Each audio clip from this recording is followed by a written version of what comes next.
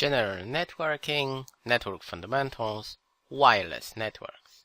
In this video we're going to talk about wireless standards, what's available, how fast a wireless network can go, is it something we can use to replace our wired connections?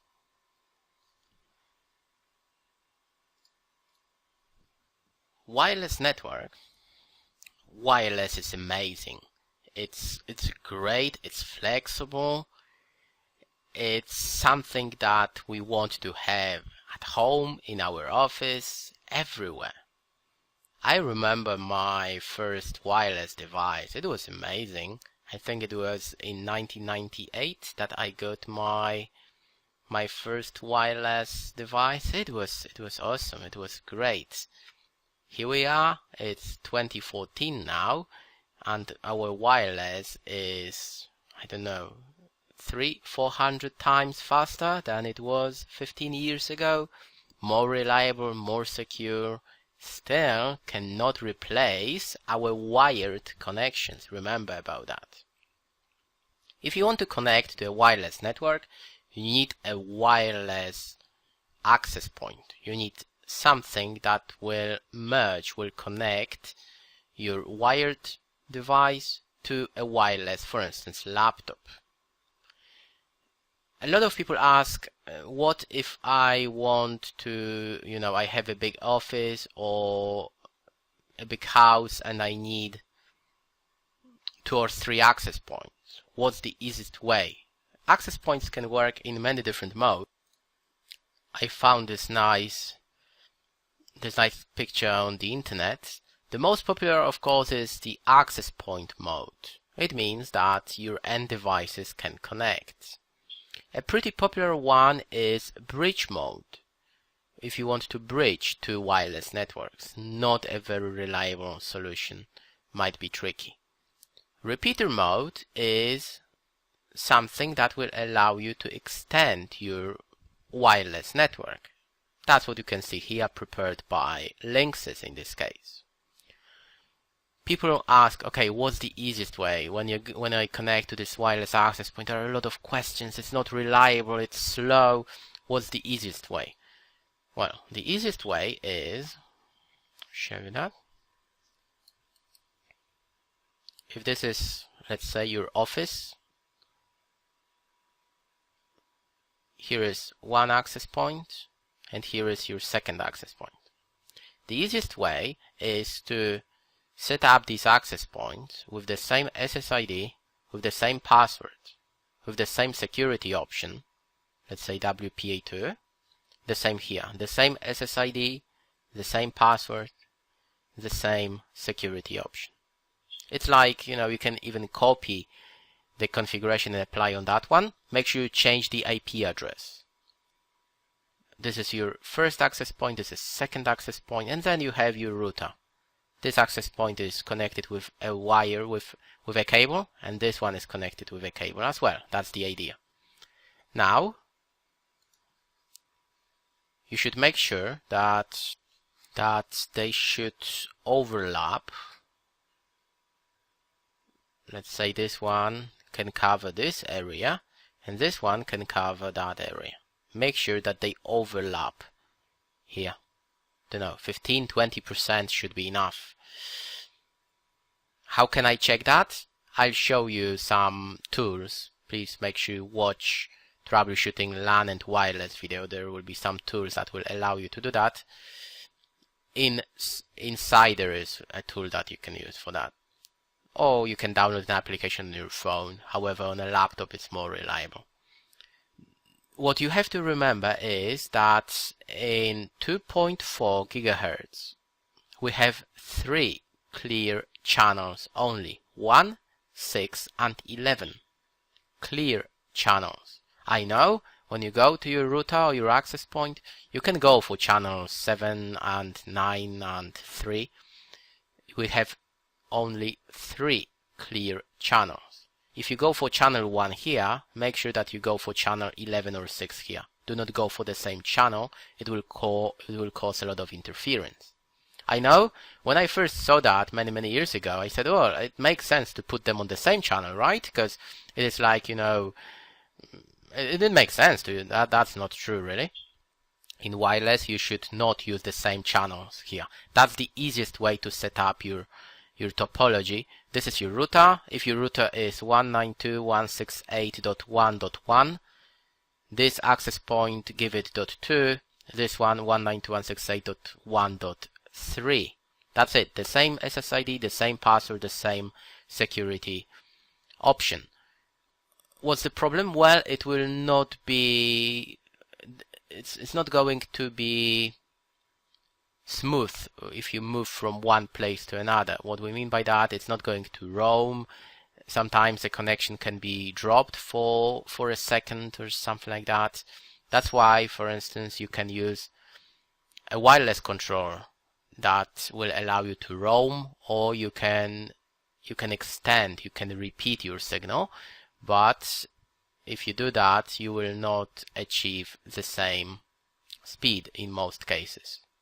That's the easiest solution you can try and deploy, and then if you're not happy and say, no, I'm not happy, I'm on Skype when I walk from one room to another and it drops, whatever, then you can look at some other solutions. Most people are okay. A lot of companies I have seen have 2 or 3 access points in this mode, and that works pretty well. Here is a picture to show you 3 clear channels that we have in 2.4. That's why it makes sense to move 5 GHz, 802.11n, a standard that we have today. The latest one is 802.11ac. Okay, let's talk about standards then. It all started in 1997.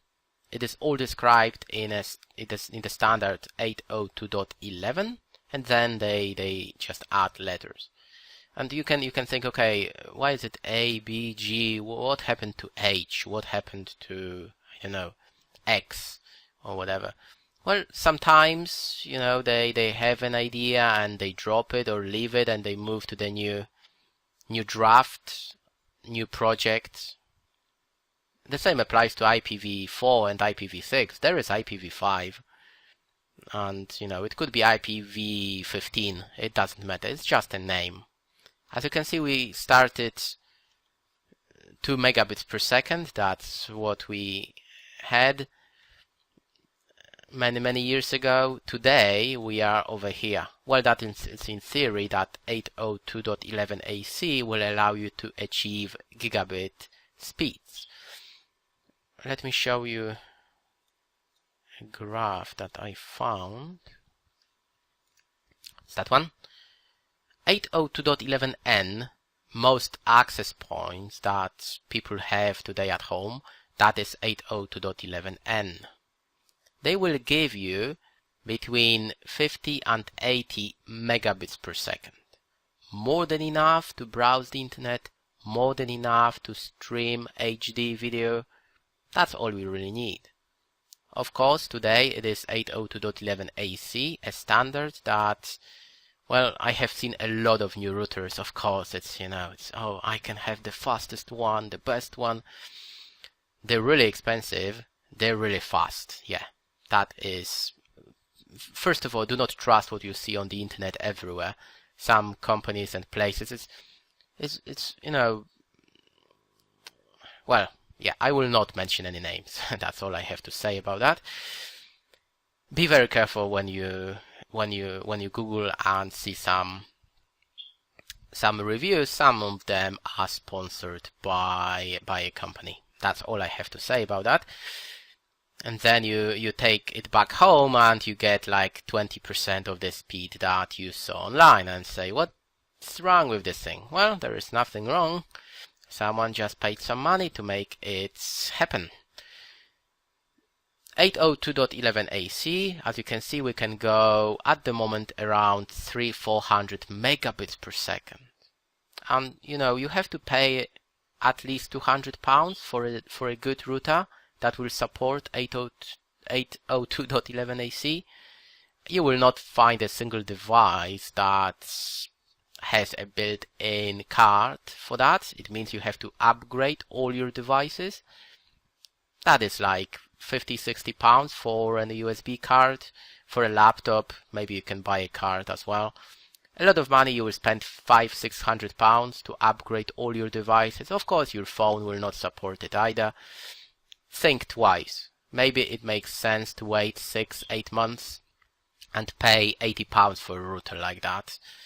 Do we really need that? That is a question that, I appreciate there might be a place where you need 400 megabits per second, but remember, take it easy. Yeah, it's not that important if you use your wireless to browse the internet and download a movie from your NAS server. That's what you can see here. That's almost 100 megabits per second. In most cases, that's what you need to stream the best, to stream a movie to your laptop anyway. Of course, it's good to have 500 megabits per second. I am not happy to pay 300 pounds for an access point. I don't really need that. In this video, we talked about wireless networks and wireless standards. The last thing I want to discuss is how is it possible that we can achieve all these speeds? What has changed in the last 15 years?